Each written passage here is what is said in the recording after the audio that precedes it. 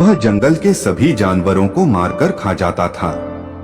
की बात है, एक घने जंगल में एक क्रूर शेर रहता था।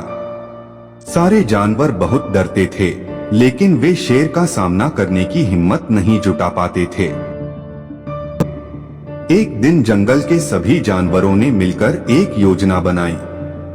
वे शेर के पास गए और बोले, महाराज, यदि आप हर दिन एक जानवर को खाने के लिए बुलाएंगे तो हम आपको खुद ही भोजन के रूप में एक जानवर भेज देंगे।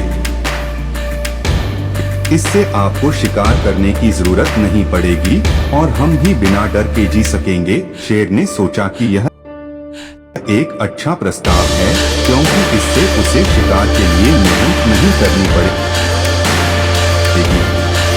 उसने इस बात को स्वीकार कर लिया। अब रोज एक जानवर शेर के पास जाने लगा। एक दिन खरगोश की बारी आई। खरगोश बहुत होशियार था।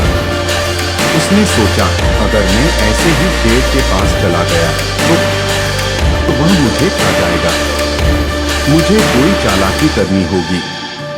खरगोश धीरे धीरे चलते हुए शेर के पास पहुंचा। शेर बहुत गुस्से में था, क्योंकि वह बहुत भूखा था। उसने गरजते हुए कहा, तू इतनी देर से क्यों आया? चतुर खरगोश ने बड़ी चालाकी से उत्तर दिया, महाराज, मैं समय पर ही आ रहा था, लेकिन रास्ते में मुझे एक और शेर मिला। उसने मुझे रोक लिया और कहा कि यह जंगल अब उसका है। वह कह रहा था कि वह आपसे ज्यादा ताकतवर है।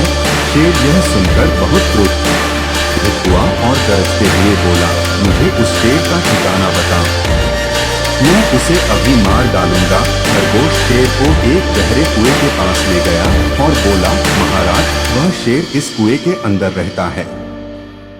शेर ने कुएं में झांक कर देखा तो उसे अपनी ही परछाई पानी में दिखाई दी। उसने सोचा कि कुएं के अंदर सचमुच कोई शेर है। गुस्से में आकर वह उस पर झपट पड़ा और कुएं में गिर गया। कुएं में गिरते ही शेर डूब गया और वहीं मर गया।